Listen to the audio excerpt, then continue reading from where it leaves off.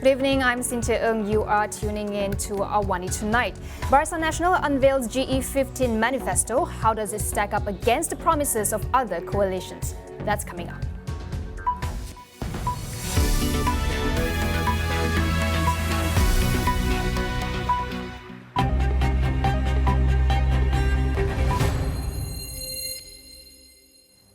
About 30 minutes ago, Barisan Nasional Chairman Datuk Seri Ahmad Zaid Hamidi unveiled the coalition's manifesto for GE15, called Perancangan Pelan Amal dan Usaha, or in short, PADU. It is based on two key strategies: to form a stable and strong government and to build a prosperous Malaysia. Now, some very fascinating promises are laid out in the manifesto. Among some of the highlights, BN promises to address the cost of living issues by introducing assistive basic income for B40 households. It also promises to reduce income tax of M40 income earners by about 2%, and on education, every student in the B40 group will be eligible for free higher education if BN wins GE15 and forms the government. Now, Zahid in his speech also pledged to do away with textbooks in the education system as part of digitizing the schooling system. Instead, learning will be conducted via laptops. BN in its manifesto also promised to embark some major institutional reforms, such as the appointment of MECC and EC chief will be done through a parliamentary committee, and the formulating of a political financing bill.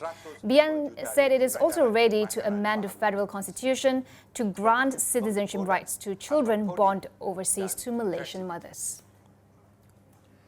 Now, there's a lot to unpack from the manifesto from Barisan Nasional. Let's bring in analyst Dr. Azmi Hassan from the Nusantara Academy for Strategic Research to discuss further. Dr. Azmi, let's start with your assessment of BN's manifesto. Some very interesting proposals, such as, if I can pick one, the assistive basic income for B40 earners. What do you think?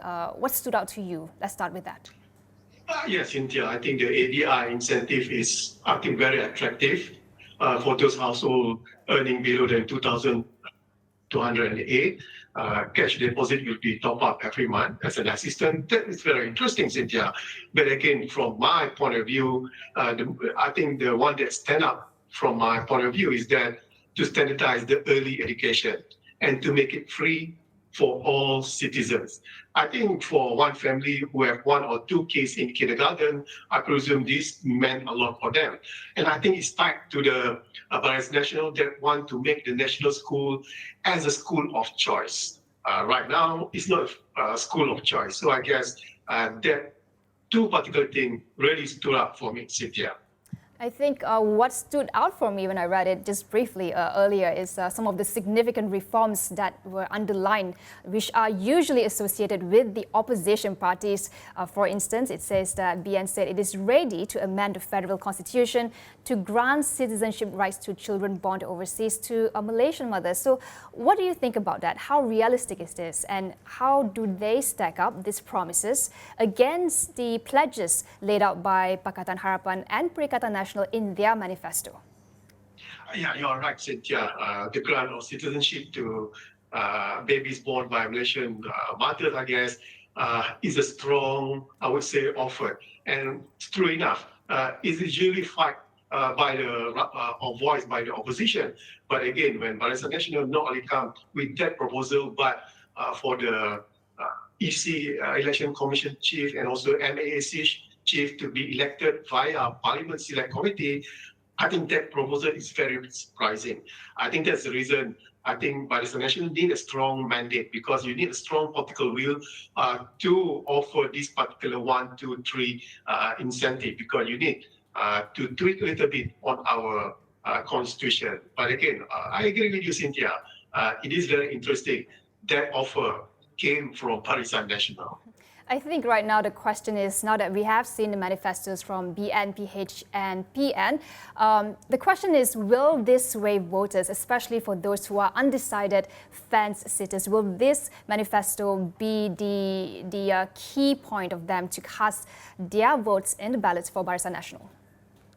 Yes, Cynthia, I do believe that. I think the manifesto, I think the stigma of 2018, I think has gone already. I think Pakatan Harapan, Perikatan Nasional, and also Barisan Nasional tonight offered something that are been waited. I think we have been waiting for a long time because in the next few months into 2023, the economic situation will be in very dire straits. So we need a strong government, not only strong governments in India, but a very clever and creative government. So I think it will sway those who are on the fence, Cynthia. All right. Well, thank you so much, Dr. Azmi. A lot more to unpack. As I said, we'll have you some other time to discuss this further. Thank you so much. And we will be bringing you continued coverage of the manifestos and analysis of all the manifestos that's been announced all the way up to midnight only on Astro AWANI and also on astroawani.com. So we've asked Dr. Azmi how the manifestos will sway voters' opinion, but what does the data say? So now let's bring in my colleague Hafiz Marzuki, who has the latest results of a survey conducted by UUM, University Utara Malaysia. And one of the questions posed to respondents were, how do you make your decision? What will you vote for in GE15? Hafiz, over to you. Indeed, Cynthia, that is the question that everyone is asking. And of course, here, UUM provided us a snapshot of what the sentiment is. And you can see here the question asked was, I will vote in GE15 because of, and you can see it's split almost evenly over here. But of course, the highest is 36.9. They will vote in GE15 because of political parties, followed by manifestos or issues at 34.3% and candidates 28.8%. Of course, it's split three-way here, about 33% with things leaning more towards political parties and manifestos. Candidates seem to be at the losing end. But if you were to see the state level, you can see the breakdowns. Most states or territories tend to follow either political parties or manifestos of issues. These are the things that matters the most to the voters over here. Then, if you can see, female candidate support, all slightly more than 30%, although Pahang seems to be a bit low on the lower end over there with 32.38%. Of course, young candidate supports all more than 50%.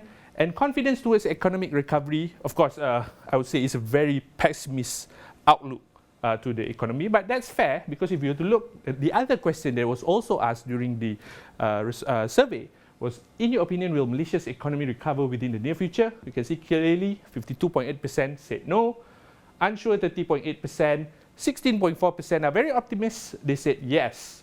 Moving on, we also want to look at the most trusted leaders. You can see here all the leaders who are contesting in this GE15 are all named over here. And you can see the highest here is Tan Sri Muhyiddin Yassin, President of Perikatan Nasional at 20%, followed closely by the leader of the coalition of Pakatan Harapan, Datuk Sri Anwar Ibrahim, 19.2%. Former UMNO President Datuk Sri Najib Tun Razak in third place, 11.3%. Tan Sri Abdul Hadi Awang, President of PAS at 10.3%. What are the interesting things from this particular survey is that Datuk Sri Ismail Sabri Yaakob, which is the incumbent Prime Minister, is only at 9.5%, and the leader of UMNO, Datuk Sri Dr. Ahmad Zahid Hamidi, is 0.8%. And that is interesting as we look at which party should govern Malaysia if GE15 is held today. It flips.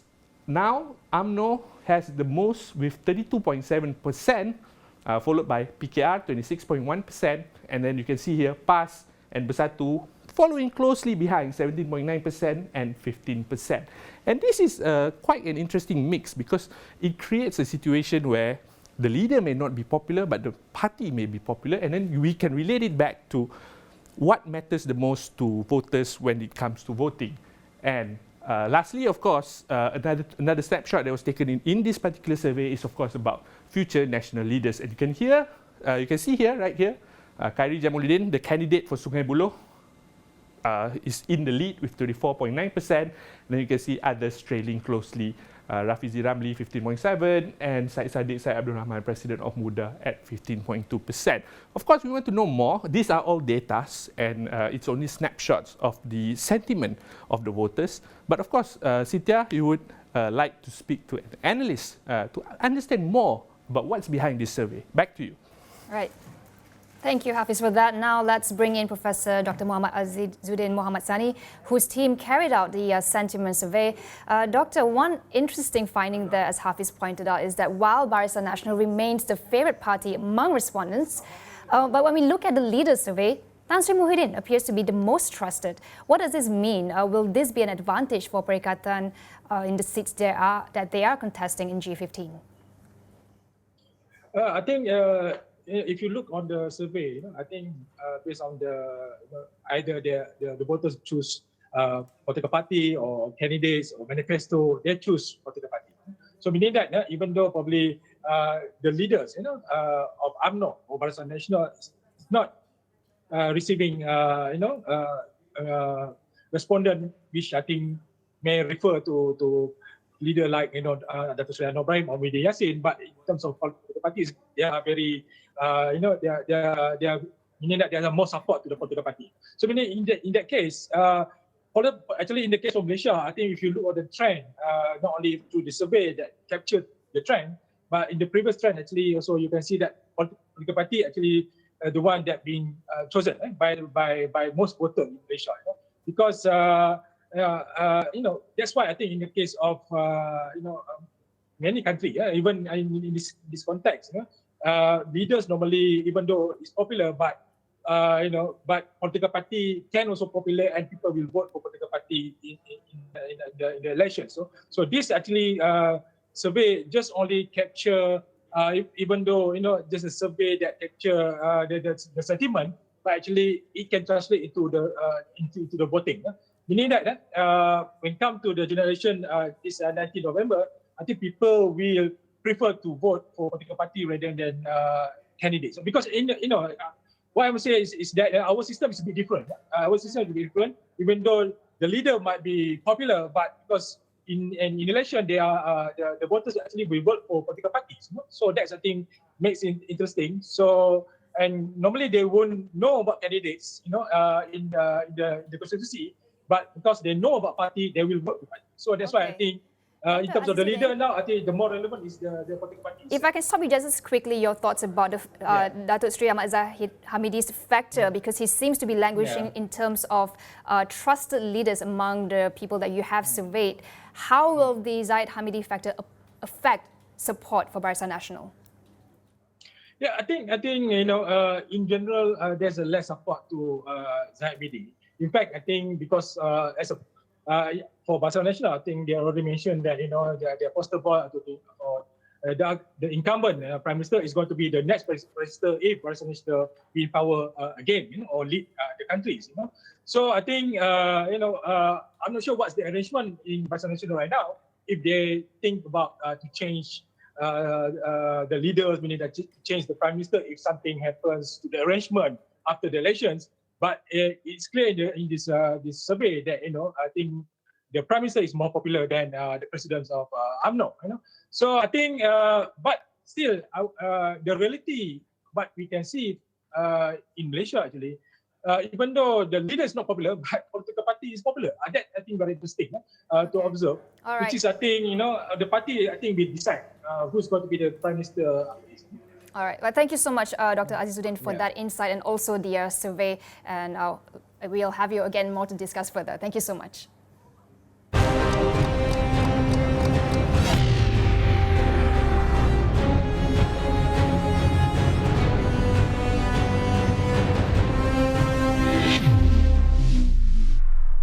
Before we leave you tonight, we want to hear your thoughts on GE15. Here is the question of the day displayed on the screen. Will you still come out to vote if it rains on polling day, November 19th?